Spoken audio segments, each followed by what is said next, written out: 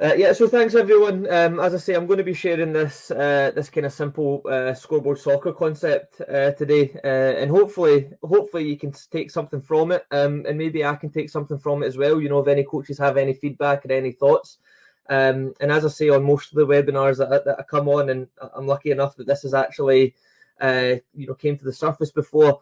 I love doing these for networking purposes as well. So if there's anything you want to question or pick up a discussion, away from the webinar, then I'm all for that, because I know I'm sharing a lot of my ideas just now, but it's not just my ideas. A lot of really good coaches and really good people have chipped in to frame this kind of scoreboard soccer curriculum that I'm about to share.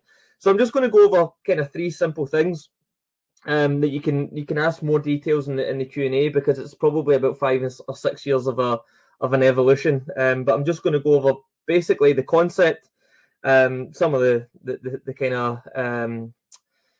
of content, and then some of the coaching points within that as well. So the concept, as I say, like I was talking to Gary just before we started, a big part of the reason why I'm in football is because I like working with people. I've always liked being involved with people and working with kids, seeing smiles on their faces, working with other coaches. It was being locked down last year that made me realise I've got a lot to thank football for. I was really missing going to the games with my dad and my brothers, or playing five-a-sides with my friends, or seeing some of the fascinating young people that I work with. And scoreboard soccer really is all about developing those people, which I'll touch on a little bit. Now, like many coaches on the call, I mean, I'm lucky enough now that I've got a full-time job in the sport that I love, but for years I worked a kind of 9 to 5, and then battled the rush hour traffic and quickly had something to eat and threw on a tracksuit and then planned a session to start coaching at 6 o'clock, at 6:30 at night. But I was very lucky that my day job, I think I learned so much from that I could apply to coaching. So I'm just going to spend a minute touching on that now. Again, my day job always revolved around helping people and getting to know people and supporting people. And that really ties into what I've done. So previously, I worked a lot in kind of health and physical activity programs, a lot in behavior change, a lot in tapping into people's motivation, essentially getting people to do something, for their own benefit, which a lot of that I think relates to coaching.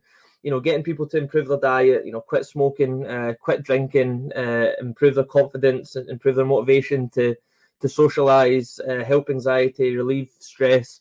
Those were the kind of things I worked in. And one of the biggest things that I took from years of working within that role was how much the environment around us shapes our behavior.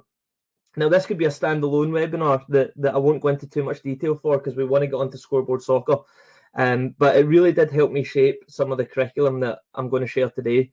Our environment around us just totally shapes it. When I do these presentations and they're not over Zoom, but or over digital platforms, and they're in presentation rooms, and all the chairs are there, and the coaches come in and they sit down and they look at the PowerPoint, they look at the screen, and I say, who told you to sit there? And nobody, because the environment just models that behavior. You see a line of chairs facing a presentation, you sit and you look at it. We drive in the right areas of the road because there's white lines that tell us to.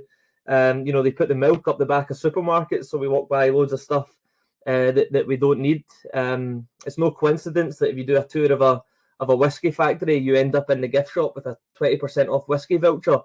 So this was all the stuff that I did a lot of training in, a lot of courses in, a lot of education in, and also a lot of experience in working with people to try and design environments to get them kind of do what we wanted them to do for their own benefit. And one of the biggest things that I learned through that role as well is the environment will help change behavior, but instruction might actually help not change behavior. People can be very, very defensive.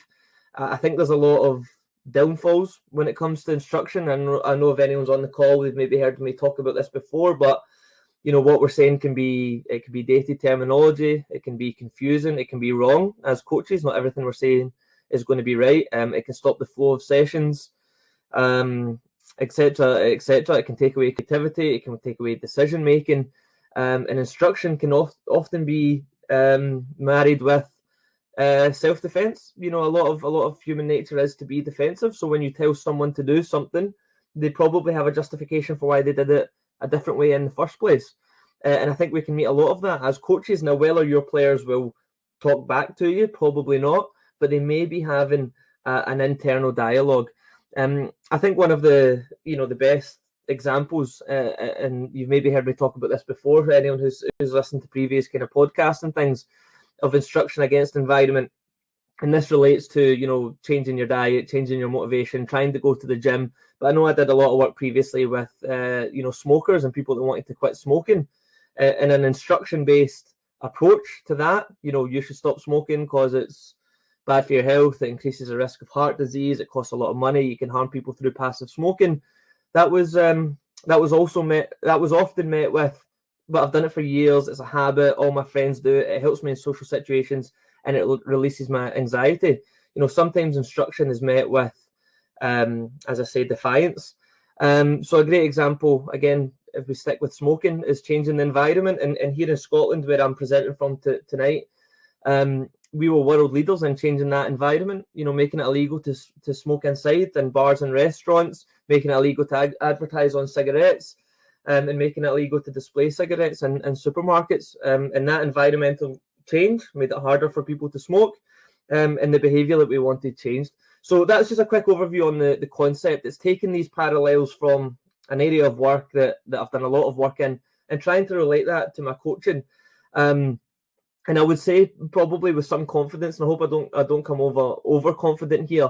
It was when I started coaching that way, probably helped me to secure a full-time job in football. It was when I started to really think about how we can help players and help people that I think I turned a few heads in coaching, and people started to realise that the players were developing. They were developing as people, they were developing as players.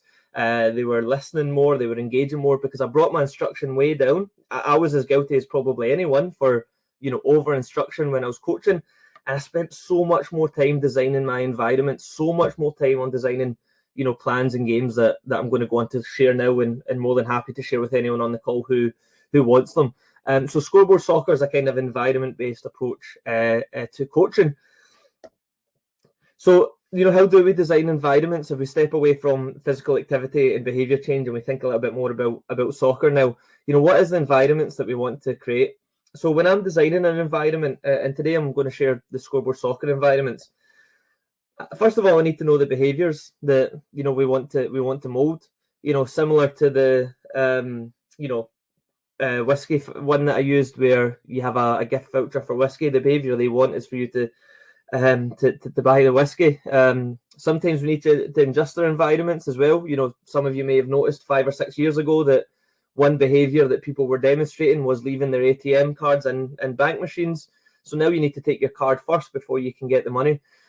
So it's all about what are the behaviours we actually want to see, and then can we model those environments. Now, the coaches on the call, you'll be thinking about groups and players and programs you work within, where the behaviours you want to see are, well, I want to get them to pass and move more, or I want to get them to listen more, or show more resilience or teamwork. I'm just throwing up a couple of examples now, but this list could obviously be extensive. I think some of the key ones for me are things like creativity, leadership skills, and memories as well. I've got great memories of playing football as a kid, and if I can give those memories to the people I'm now working with, then that's what I want to do as well. I want practice to be something they look back on for years and things that stick with them. So how do I create those environments with all these behaviours? But what we also need to be conscious of as well is the barriers. What are the potential barriers to a good environment to get all these behaviours above? And scoreboard soccer really came out of just being mindful of designing environments that didn't fall into some of these barriers. So, for example, some of you on the call can probably relate to, how do we work with mixed ability levels? How do we design an environment where I don't need to over-instruct to try and deal with mixed ability levels? Now, I know some coaches may use that as an excuse. I had a session tonight, but everyone was kind of different ability levels. For me, that is coaching. I don't think I've came across a session yet where everyone's at the exact same ability. And, if you're working with any club, if you're working with Barcelona, Leo Messi's a better player than Clement Longley. Mixed abilities are just part and parcel of coaching. So how do we deal with that? And what are the barriers in regards to engagement? How do we challenge and support players? what do we do when we have unexpected numbers? Again, big part of coaching. We expect X amount of players and we end up with a different amount. What are the barriers to development when one player maybe just doesn't release the ball and holds onto the ball too much? And what are the barriers to the other players that don't get the ball enough? So that's what Scoreboard Soccer is all about, is creating environments where I can, really bring the behaviours I want to see from the people I'm working with to the surface, but just be conscious not to fall into these barriers.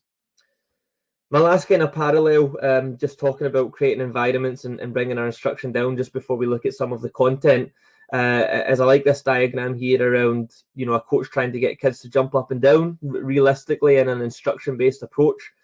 How long could you make that fun and exciting and engaging and beneficial to the learning? Bend your knees, jump up and down, higher, keep going. If you can bring your instruction down and build the environment that's shown on your screen now, this kind of bouncy castle, then you'll get all those behaviours subconsciously and repeated and more of them. You'll get them jumping, you'll get creativity, back flips, front flips, they'll bang into each other, they'll fall down, they'll show resilience, they'll get back up, there'll be hidden fitness within there, they probably won't want to come off. You'll get all these different things within the environment. So hopefully that paints a picture of what we're going to come on to now, which is the content. The Scoreboard Soccer content. I'm just going to share with you one of the first games. This game we call Connect 4. It was this game and a game called Finding Nemo that were two of the first Scoreboard Soccer games. And it was probably, I remember it quite clearly 4 or 5 years ago when I really started to invest in this idea of let the game be the teacher and just, let the players play, let them play football and learn from just playing. And I'm still a massive believer of that, and there's still a big place for that. And sometimes I just do, street football of 3v3, no rules, no conditions, just play. But when I was doing it, I realised hopefully you can see my cursor, but this player here, for example, let's say he or she is that player that can just dribble by everybody and score. Every single time they can dribble and score. And when the opposition tried to build out, they could win the ball and they could score again. I would never coach that out of a young player. I would never use that instruction-based environment of you must play two-touch or you must pass the ball before you score, because I've got a duty of development to that young player who's clearly a good dribbler for him or her to continue to work on their dribbling. But I also have a duty of development to the other players on the pitch. So what I did is, instead of stifling that creativity, I praised that creativity. I created this little scoreboard in the middle of the two pitches, or if you only have one pitch, obviously it works the same. And I said, great goal. When you score a goal, come over and put a ball on top of your cone. And this game just became, so that player who dribbled is getting praised for dribbling. They get a kind of visual representation that they've got a point for their team. They do it with a big smile on their face. And then they go try and dribble again, but they are momentarily off the pitch. So I'm just going to let this game play. But as you can see, it's 3v3. Any numbers you can do. And it's the first team to fill their 4 cones wins. And don't ask me why the players love putting a ball on top of the cone. And I know I'm guilty of always referring young players, but I've played this game myself, and we're competitive by nature. We want to be the first to 4, and it's a really good fun game. It's a small-sided game with a scoreboard. And as Scoreboard Soccer evolved, I started to think, well, why am I only praising the player who scores? Okay, maybe Gary can dribble by everybody and score, and I say, well done, Gary. Come over and put a ball on your cone. But what about Sarah or David or Colin, who I want to learn to be able to do that? I will just praise them when they try it, regardless of whether they get by the player or give the ball away. I started to realise, and I think it will say on your screen now, whatever behaviours I was praising, they were more motivated to try and do them again. So when I said, Sarah, I love the fact that you passed the ball with the inside of your foot, Sarah would put a point on the scoreboard and she would come out motivated to try and do that again. And the second I shout so everybody can hear, oh, Rebecca, that's great, you're communicating, we've been working on that, everybody starts communicating. As long as your scoreboards are fun and enjoyable and engaging, they're going to want to come over and put a ball on the cone, because that's how you win the game. Now, again, don't ask me why, but they love this progression here. You can either put a ball on your team's cone, or you can just go and kick a ball off the other team's cone. Now, one of the nicest bits of feedback I've had so far was from a player, relayed by a coach. When the scoreline was 3-3 and the next player to score a goal, instead of putting the winning ball on a cone, actually ran over and kicked one off the other team. And the coach said, why did you do that? And the player responded, we wanted the game to go on for longer. And that's probably one of the nicest bits of feedback I've had in 16 years. A player choosing not to, in quotations, win a game, but keep playing the game for the benefit of learning and having fun and playing soccer with their friends. So that's the idea of scoreboard soccer. It's, praising the behaviours you want to see. So yes, they're all playing small-sided games, but it's a very individualised approach, because the things you would praise Gary for are not the same things that you would praise David for. And I think a real key point, and this is me just trying to share some tips if you do go and try some of this content, I'm a big believer in praising the process. So if Frank runs back 20 yards to try and make a tackle but misses the tackle, I might still say, Frank, I love that effort. Come to the scoreboard. Because I want the players I work with to understand that effort is what I value and effort is what I'm going to praise. And if they keep giving us effort, the outcomes are going to get better. I can speak from experience using scoreboard soccer.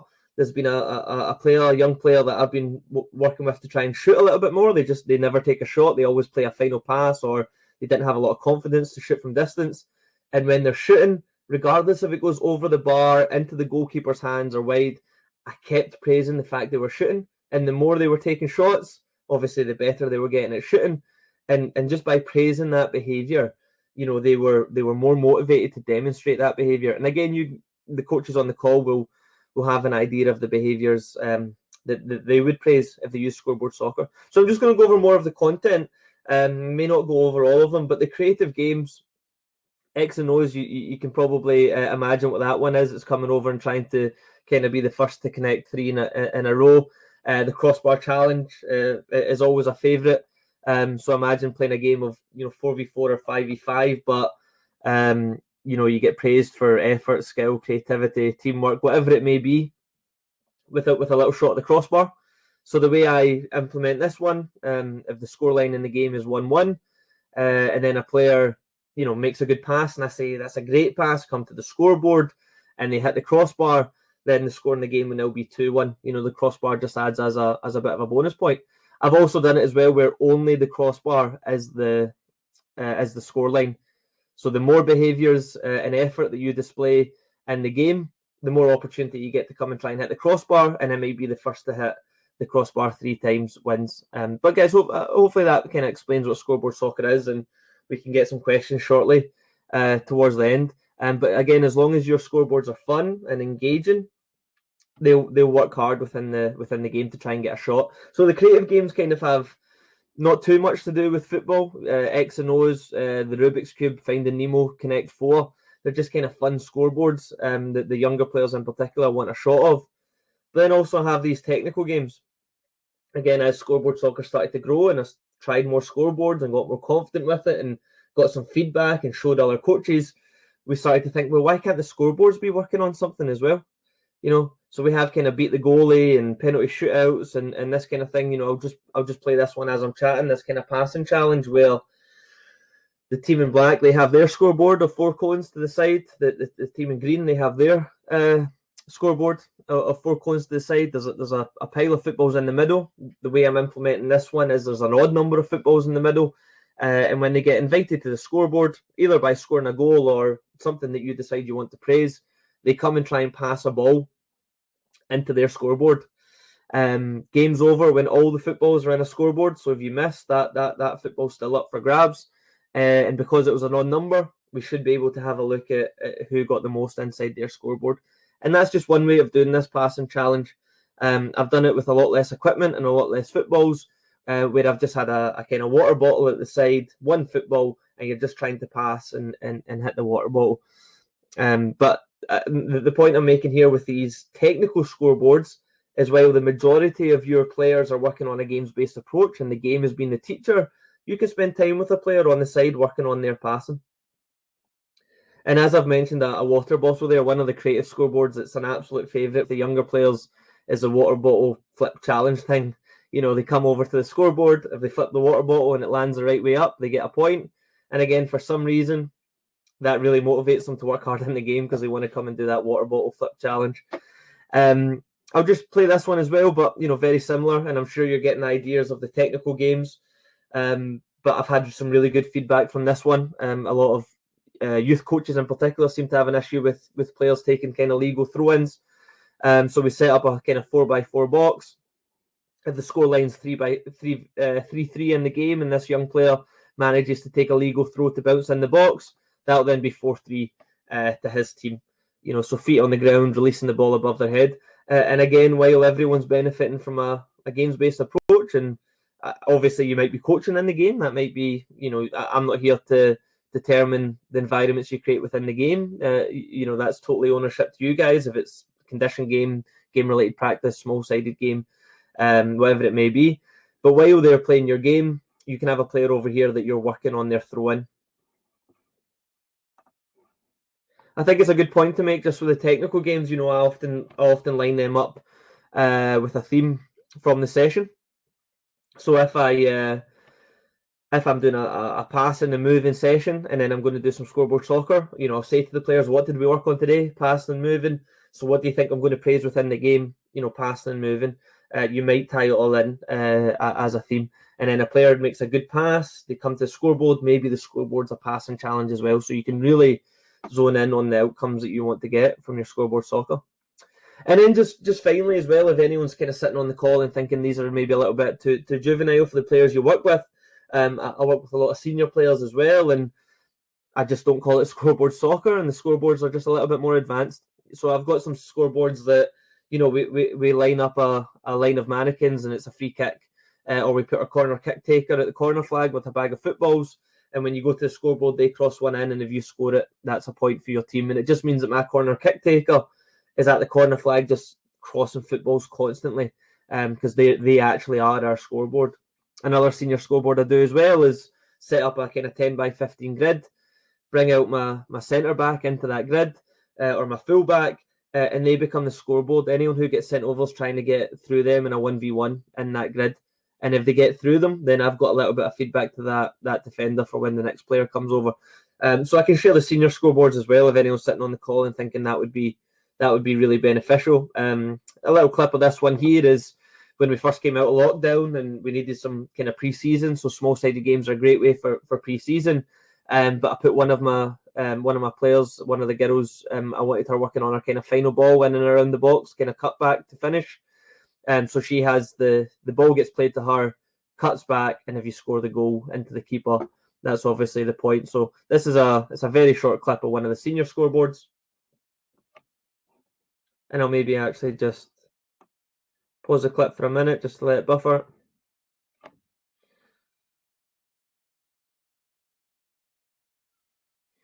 So again, the game continues. The player comes to scoreboard, passes it wide. The player out wide works on her final ball, little cut back. The player who's coming to the scoreboard works on her kind of, timing of the run, finish across the keeper, good finish. So just to kind of summarise where we are at the moment, and I know we don't have too long left on the presentation. So scoreboard soccer, the concept is environments, to move barriers and mould behaviours. You won't need too much of an instruction-based approach out there because you're letting the environment be the teacher. And the content, as I say, we've looked at creative, technical, and senior scoreboards. It's not so much about me sharing the content, it's probably more me sharing the concept, because some of the best scoreboards I've seen have been implemented by other coaches all around the world, which is really nice when they send me clips to show me some of the stuff they've done. So yeah, by all means, steal some of my scoreboards, but please, if you come up with some, send them over and I'll steal some of yours, because the players certainly do enjoy them. And then just the final point though, and this is what probably really motivated me to start to share the idea, was probably how taken aback me and some of the coaches I work with were of how quickly some of our players were developing. Because within the environment, we designed something that we maybe hadn't realised at the time, because we designed it purely to be fun and to engage players and to make sure everyone had a good time at football and everybody was engaged in the small-sided games, because some of our players maybe weren't, to work with those mixed ability levels. So it didn't matter that Gary was a great player. I could praise him for one thing, whereas maybe David, who's at the session for the first time, was maybe getting sent to the scoreboard, purely when he got a touch of the ball. And then he wanted to keep getting on the ball because he enjoyed the bottle flip challenge or whatever the scoreboard was. But then what we started to realise was this was the environment that we were constantly exposing the players to. One player at the scoreboard, the other team grabbing the ball and playing. They now have a 4v3 attacking overload, counter-attacking. There's a 3v4 defending outnumbered, 3 players trying to slow down 4 players attacking, 1 player from the scoreboard who's essentially out of position, making a recovery run to get back in. And we realised the more we were exposing the players to these environments, the more they were problem solving within it and the more they were working it out. But as you can see on the title on this slide, the more opportunity to coach as well. And this is, again, speaking from experience, happens all the time. 4 against 3, all 4 of them get a bit excited by the overload. They bomb forward, they lose the ball. The team of 3 pass it into the player coming back from the scoreboard, and he or she scores again. And I'm thinking, okay, within the environment, that's the problem. That's what I want them to solve. I'm going to store that. I'm going to demonstrate skillful silence. I'm not going to say anything. Happens the second time, happens the third time. They start to problem solve it. Then great. I've got a big smile on my face because the environment I've created has helped them to learn. But if it happens 7, 8, or 9 times, I've probably identified they need a coach now. They need a coaching point and they need some help. So it might be me coming in and saying, okay, that's 6 times now or 5 times now. All 4 of you have went forward. You've lost the ball. What might we do next time? And you guys can implement Q&A or guided discovery or just, paint the picture with a freeze. They might say, right, well, one of us might hold back, stop the counter-attack. If it's not on to go down the right, come to me, we'll go down the left, or I'll maybe have a shot from distance. Okay, guys, go and do that then. And again, speaking from experience, it's a really good environment to let the environment coach them, but also recognise what they need help with. It happens all the time as well. The group of 3, they all just dive in. They don't actually recognise that they're a player down, and they're just easily played around. And again, sometimes I need to come in and say, okay, what's happening here? Well, we have David at the scoreboard, so we're 3 against 4. That's why we keep. That's why they keep scoring. Well, what might you do? Well, I guess we could get narrow, we could get compact, we could get behind the ball, and we could try and slow them down until David can get back.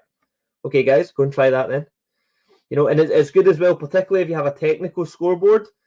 I beat the goalie, for example, or a free kick challenge. The player's not over there taking all day. It doesn't become unrealistic to the game. They go and try and perform the skill quickly and under pressure because they need to get back and help their team. So this is the environments that we're constantly exposing the players to. And this is a game from the absolute top level this season. I think the decision-making, attacking overloads, defending outnumbered, or attacking numbers down as well. You obviously don't always need to start the ball with the team that concedes. You can start the ball with the team that scored, and now they're 2 against 3 or 3 against 4, whatever it may be. I think it helps to expose players to really beneficial environments. I've put in the note here as well, coach what you see. So, and this would just be probably my advice with sharing my experience of using scoreboard soccer. Don't complicate the game by saying, all right, you must play 2-touch or you must do an overlap or, I would just let them play. And I think it's a big bit of advice as well. I would just coach what you see and praise what you see. Oh, I love that little through ball there. David come to the scoreboard, or that's fantastic. You're tracking back for your team. It might not even have anything to do with the ball. I know that I've praised young players just for scanning and checking their shoulder, or really young players just for spreading out. And the second I praise them for spreading out, everyone else tries to spread out. I think it's really key that we don't go in with preconceived ideas of what we're going to praise or what we're going to coach. Let them play and coach and praise what you see. The things you like, praise. The things you don't, maybe coach. I had some other really, really nice feedback from a coach who tried this and said what he really likes about it is sometimes as coaches we're trying to catch the players off it. Like, what can they not do, or what are they doing wrong, or what do I need to help them with? Maybe use scoreboard soccer to try and catch them on it. Just watch them play and see what they're doing well, see what they're trying, and praise. Maybe just praise their strengths. For example, the same coach to me said, a little bit tongue-in-cheek, that if Messi grew up in some countries, everybody would be too focused on him kicking with his right foot and defending, to praise what he's really, really good at. And I thought I totally agreed with that feedback. Let them play the game, coach the behaviours you like, to try and turn those behaviours into habits, and let them play and let them have fun. So hopefully, thanks so much for obviously listening. Hopefully that kind of gives you a summary of the concept, the content, and some of the coaching that scoreboard soccer allows you to do. Just coming towards the end of the presentation, and as it says, it's all about developing people, and I think encouraging people to be involved in scoreboard soccer really brings an extra level to your environment. So this is just a real quick one, just to say, I let the players pick the teams. I let them mix up the teams if they think they're uneven. I let them name the teams. I let them ask for their favourite scoreboards. If it's going to engage them in working hard and trying their best, then why not? And I let them design the scoreboards. And some of the best scoreboards I've seen have been designed by kids. And it sounds crazy when you ask the players, can you guys think of any scoreboards? And they come up with snakes and ladders, and we're literally playing a board game in the middle of a couple of football pitches, and everyone's trying to move their piece the furthest up the board before the timer runs out. It sounds crazy, but if that's what engages them in football, then I'm all for it. I'm all for it, and it's absolute. It's like the World Cup final out there because they're desperate to win the board game. Kids like board games and they like football, so why not mix them together? It's sheer elation when they hit a ladder and an absolute heartbreak when they hit a snake. It's just good fun. It's just great fun. And this final clip that I'm going to show probably won't do it justice because I appreciate no one on the call knows this group of these younger players, but this was a young group of girls that the coach asked me to come and help them because they were quite hard to engage in football in general. When they tried a games-based approach or they tried to play 3v3 or 4v4, there was a lot of talking and disengagement and couldn't really, spark that initial motivation for the game. The second the girls got to design a scoreboard, and what they came up with was the egg and spoon race.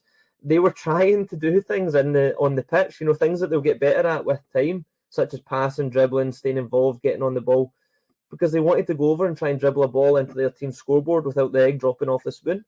Sounds absolutely, crazy, and I know a lot of maybe coaches that are a kind of older way of thinking might not agree with it, but if an egg and spoon race is what's going to make the girls want to try and pass and move and be involved in the beautiful game, then I'm all for it. So my advice would be to start with some of the tried and tested scoreboards. Beat the goalie, crossbar challenge, passing, connect four, finding Nemo, etc. But hopefully you can get confident and creative with it, where you can start to embrace your players coming up with some scoreboards, and you guys as well coming up with some scoreboards. And I really look forward to seeing.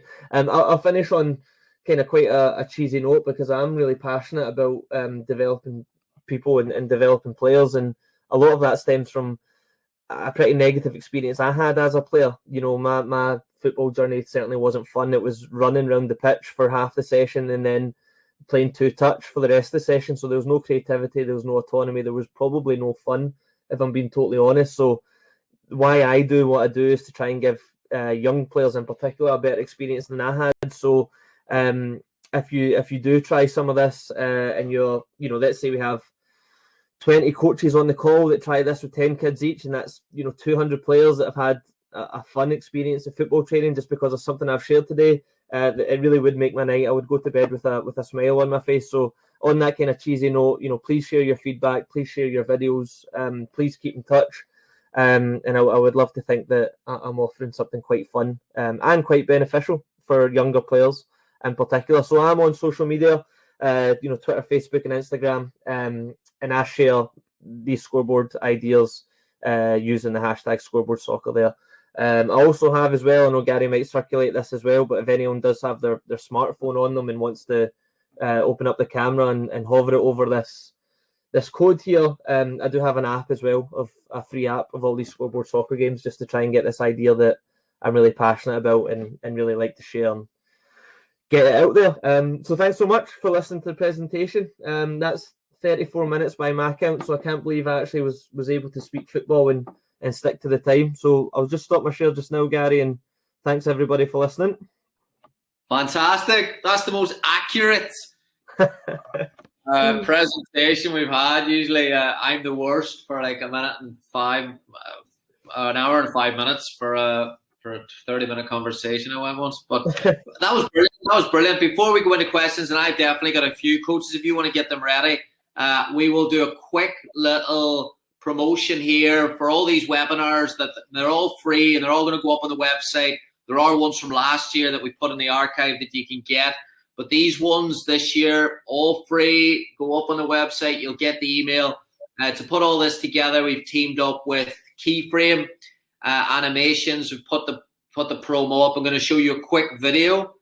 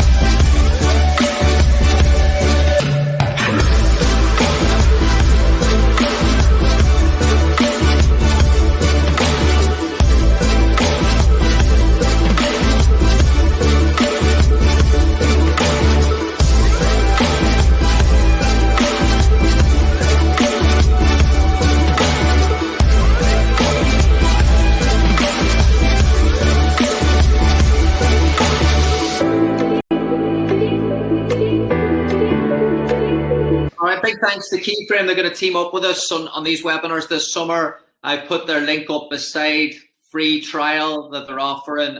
It's surprising. I get a lot of people asking me about tactical analysis software. It looks sometimes really, really expensive, and we outprice tactical analysis, and it's really complex to learn. Trust me, this system at Keyframe is a bargain. It's the best price on the market, and it's also the easiest to use. High quality illustration. Get on there, sign up, start an account, and at least get the free trial. I will promise you will be impressed. Fantastic. The stuff that you can take pictures from games, like David used there with some pro clips, and then also you can do stuff for your own teams as well.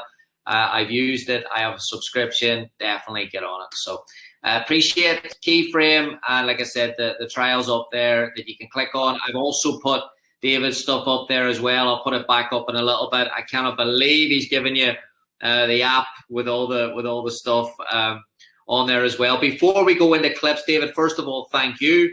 That was fantastic. Really appreciate the insight and sharing some ideas. You've always been really creative, David, with your session ideas. And that's where I'm going to start with my question has been, as a coaching philosophy, we talk a lot about, building this philosophy. Was there a certain point in your growth as a coach where you felt that the sessions, we need a technical base? Did you find that it was restricting you as a coach to getting that flow or that creativity aspect out in sessions?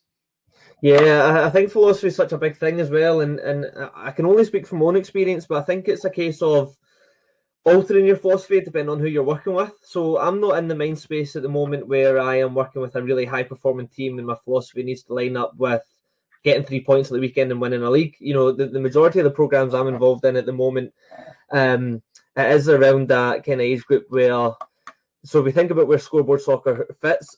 For me, we need to develop a love for football. So when I go in and there's like 3, 4, and 5-year-olds and they're really young, I'm thinking as long as they come back next week, I've done my job. So my philosophy with those younger ones are, games of tag. Of course, you're allowed to use your hands. Can we get mum or dad or whoever it is involved as well so they feel comfortable? And once we develop that love for the game, the next thing for me is they need to play the game. And that's where, and probably all honesty, last 4 or 5 years, that's where the majority of my work has been, is it probably because it's needed. We don't have enough people that have played loads and loads of the game. And that's when I was in there, I was saying, well, how can I engage them in playing more football? They're not playing as much on the street here. I can't speak for every country. But, scoreboard soccer might be a way to engage them in playing the game, because I think we need that love the game, play the game, learn the game idea. So that's my philosophy there, is we need to teach them the game. And a big part of the philosophy as well is we can use the game as a vehicle to develop them as people as well. So that's kind of always in my mind. Like, people's philosophy might be things along the lines of ball on the deck, possession based, play beautiful football, play attacking football, play attractive football, play out from the back. I get all that. For the groups I'm working with at the moment, my philosophy probably is, okay, I would love to develop the next Messi or Ronaldo. I think we would all love to develop the next pro player. But with the programs I'm working in, I think about developing a colleague. That's genuinely always in my head. Is this someone I would want to sit next to in a desk in 5 years' time or 10 years' time? Would I want them to be one of my colleagues in an office? And I think that philosophy has really helped my delivery in scoreboard soccer.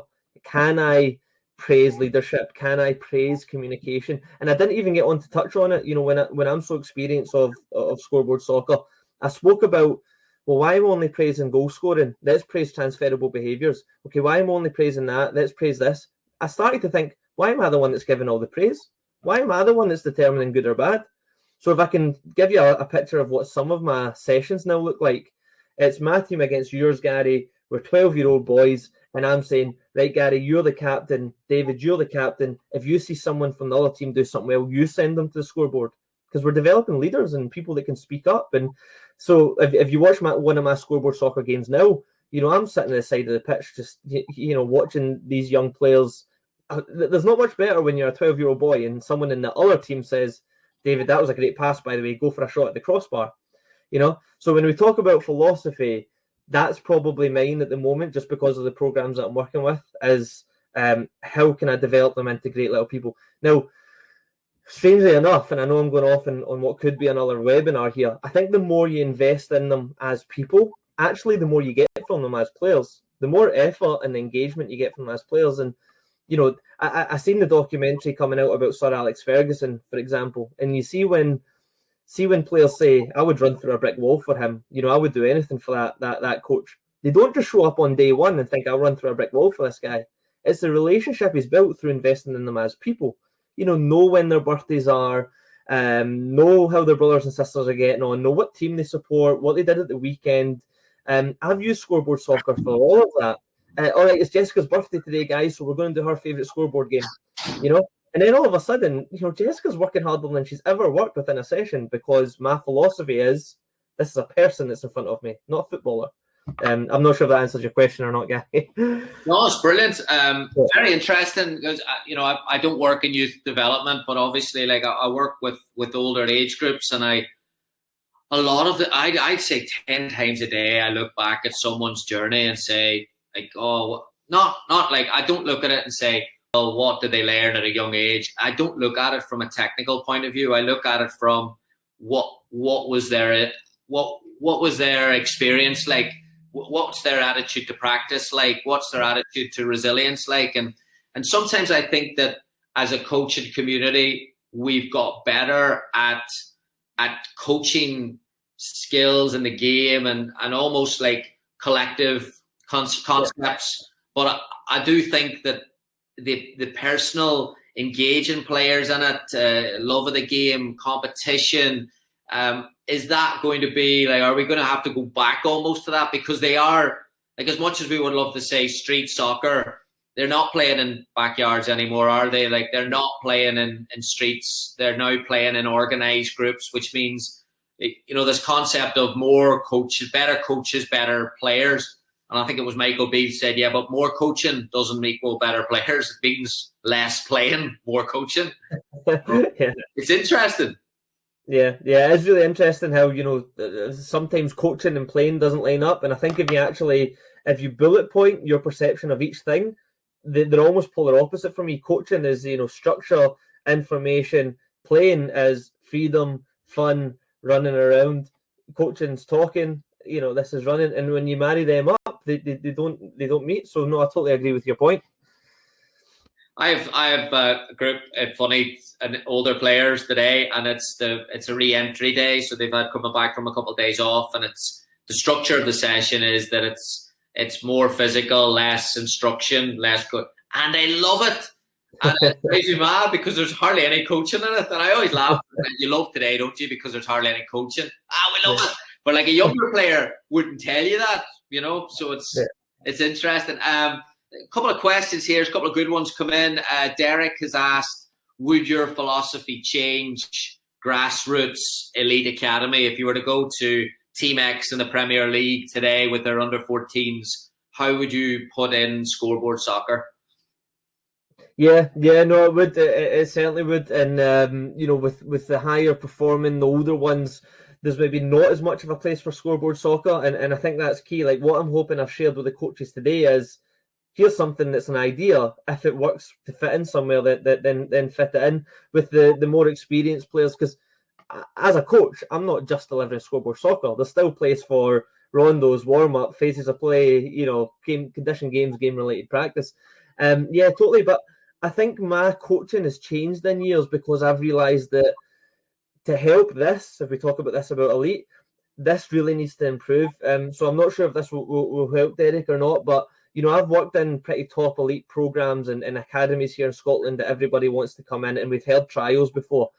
And they come on trial, and when they don't make it, of course, mum or dad, whoever it is, wants to know why have they not made it, kind of thing. And they want to pinpoint what they need to work on. Do they need to scan more? Do they need to work on their weaker foot? Do they need to strike the ball cleaner? And see, so often, and this just isn't my opinion, it's the opinion of a lot of coaches, it comes down to they've just not played enough football. They've just not played enough soccer. They've not been exposed to transitions, defending, opposition, overloads, underloads. And that's why I'm probably in that bubble of working with the younger ones and doing loads of Scoreboard Soccer, because as I've shown in the presentation, there's loads and loads and loads of that. And when you say to someone, I just don't think they have a strong enough foundation of playing the game. You know, I'm obviously speaking from Scotland here, and you're talking Archie Gemo and Kenny Dalglish playing in the street, 15, 16 hours a week more than the current kids are, and learning and building resilience and problem solving and creating new ways of doing things. Just by saying, I don't think they've played enough football. And then, of course, mum or dad says, well, I take him to one-on-one lessons 5 times a week. And I say, well, there's 5 times a week that he's not playing football.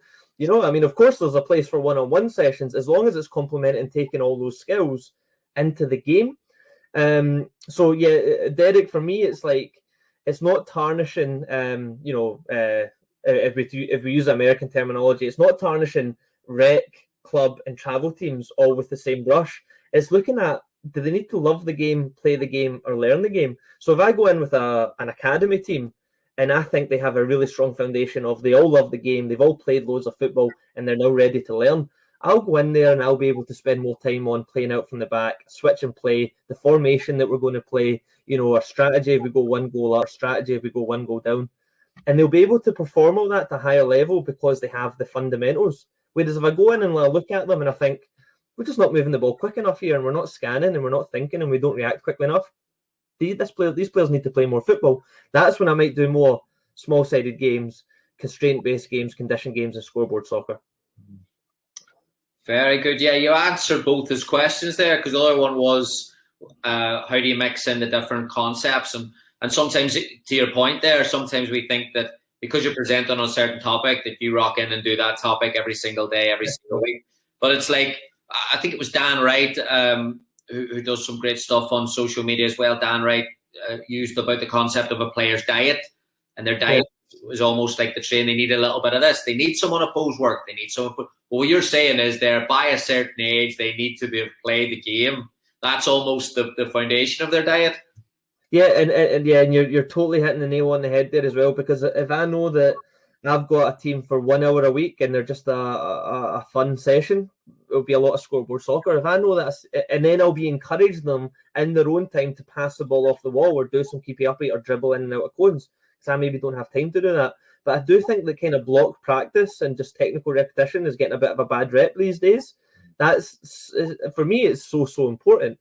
Just having a ball at your feet as much as you can and being in partners and just kind of passing the ball. Yeah, so I like this idea of, it's all part of a kind of balanced diet. And for anyone who's on the call wondering, where you might use scoreboard soccer, I'm a big fan of the kind of practice play, whole part whole, or I think in Australia, I was speaking to coaches over there recently, it's GIG, game intervention game. A big fan of starting with a scoreboard game, doing some block practice or some, individual components, and then maybe just going back into no constraints game.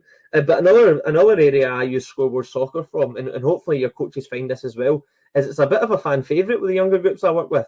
So they're all asking for the crossbar challenge game, or they're all asking for Finding Nemo, which are the ones that they love.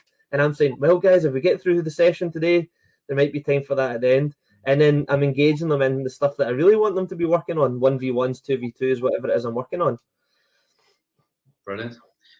Yeah, it's interesting as you start building it up and you start looking at what that would take. Like, I loved your point at the start was about how you've changed as a coach and how changing has perhaps moved you in a different direction and improved your coaching. Can you go back to that a little bit?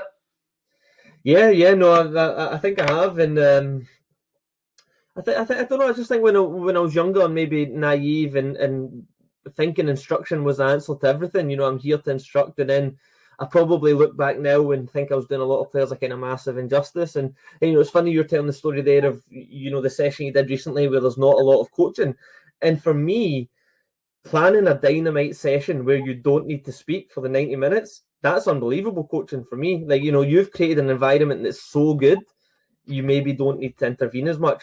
And sometimes I'm lucky enough to be in a role now where I'm also a coach. I'm a coach educator as well. And sometimes when I see a coach talking a lot, I do question the motivation behind it. Sometimes, unfortunately, it's a wee bit ego-driven. But sometimes also it's this session hasn't been planned well enough. Why are you needing to tell them, okay, when we have the ball in an overload, get wide and play quick. Get wide and play quick.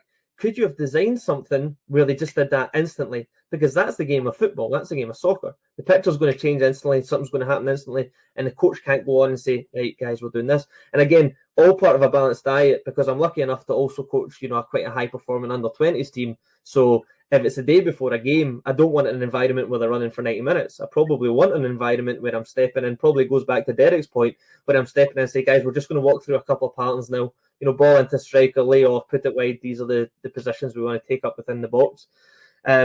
So yeah, I'm changing as a coach, and probably the biggest advice I give to coaches, and I'm still out there seeking as much advice as I possibly can as well, because I by no means mean it all, is just be open to changing as well. Because the second I get, so let me try and think of a group that I'm not coaching at the moment. Yeah, I'm not doing anything with under fives at the moment. So the second I see a program or someone asks me to come out and help with them with their really, really young ones, I'm going to be like, hey, what's the mindset I need to jump into now?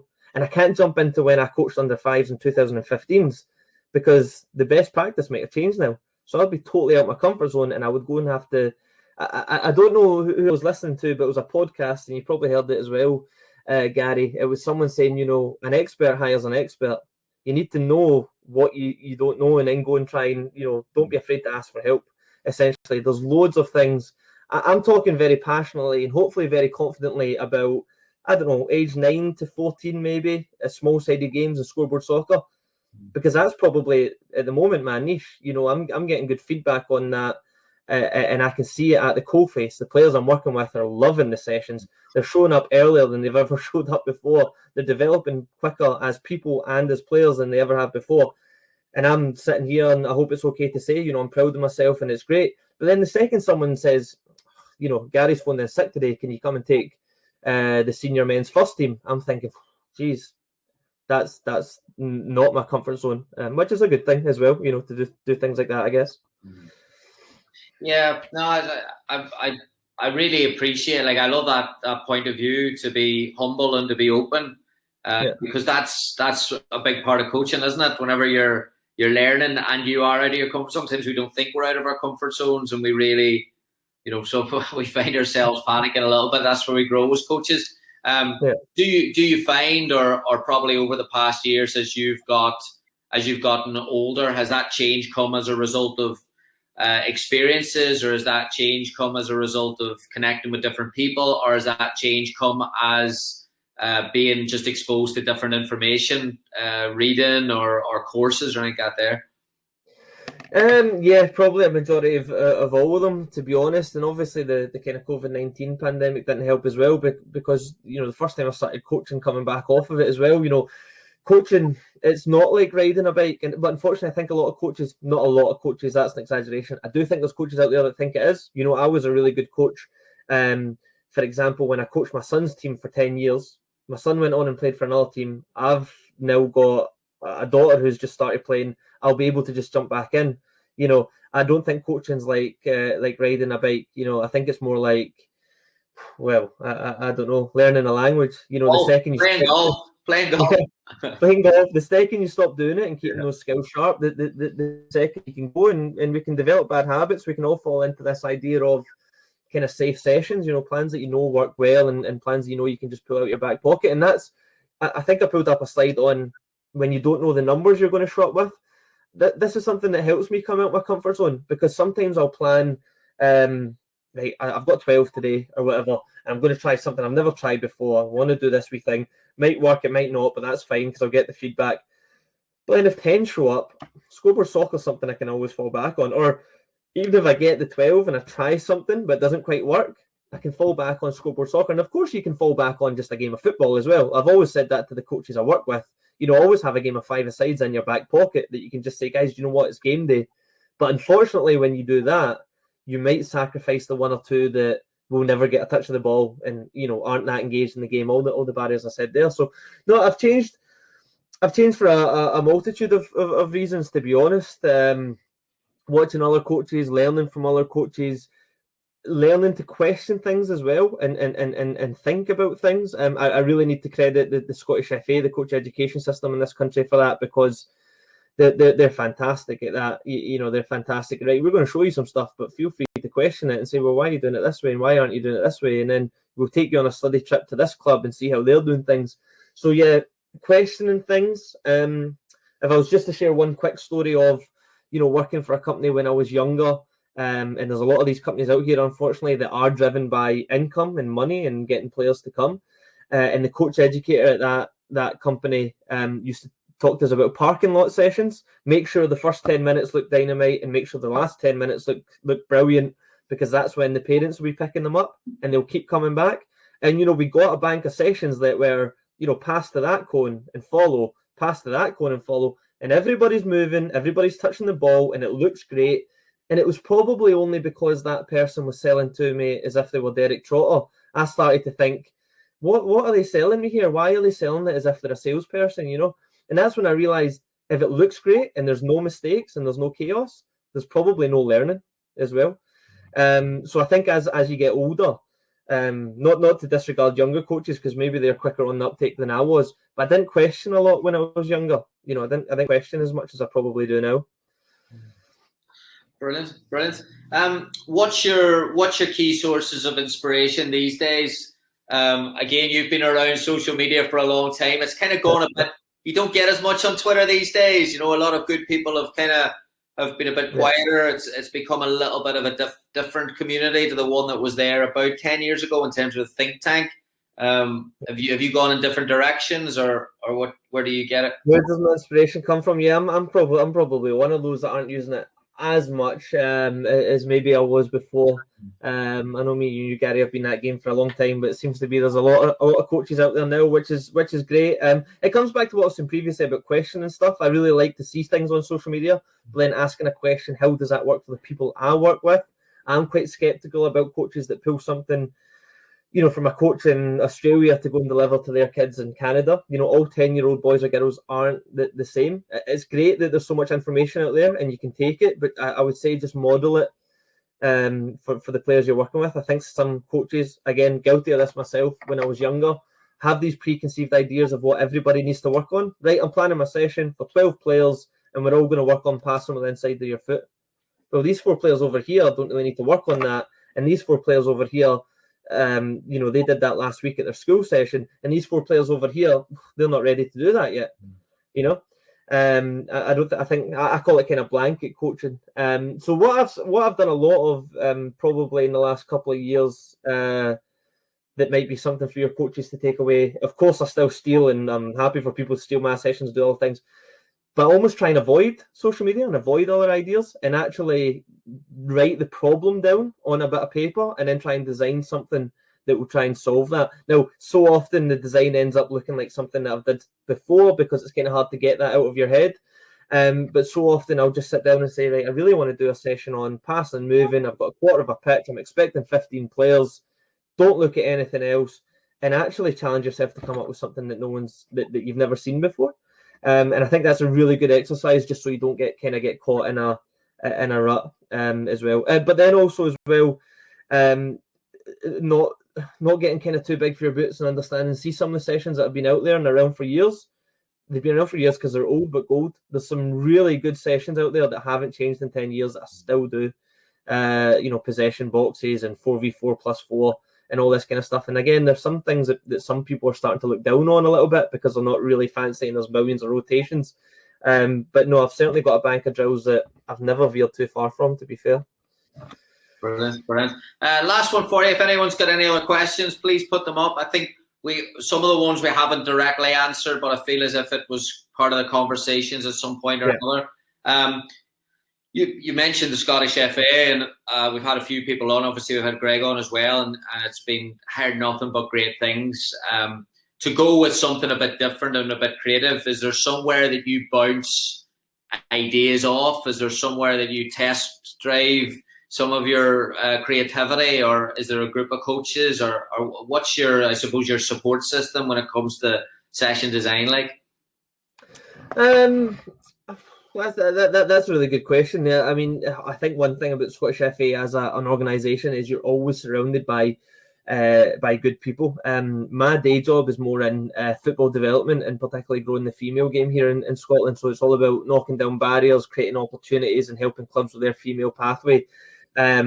So probably my Scottish FA role, not so much, because coaching's my kind of Scottish FA is my 9 to 5, and then coaching's my evenings and weekends, as we all know what it's like. So my coaching network, yeah, there's some people in work that I speak to that always have a great chat. There's a coach education courses on, in general. You go on the coach education courses, and then you meet fantastic coaches, and you get a WhatsApp, and everyone's always up for a phone call or a little chat. Yeah, I've got some coaches that I coach with, the world we're living in, with platforms such as Webinar Jam and WhatsApp. I've got some coaches I coached with years ago that I'm still in touch with, and we're all doing different things. One of us is coaching in the States, one of us is coaching in Ireland, I'm coaching here. Probably just a good support of friends. But the biggest one, just to probably finish on, the biggest support mechanism I have for what works and what works well was probably my players. That was a big change when we talk about me changing as a coach in the last couple of years, and it was a difficult one. You had to kind of weather a storm a wee bit. There's a lot of talk out there about player autonomy and getting you, and it reminds me a wee bit about all the talk about growth mindset a couple of years ago. So many people take things to the surface, and then, which is fine because there's so much stuff I only know surface deep.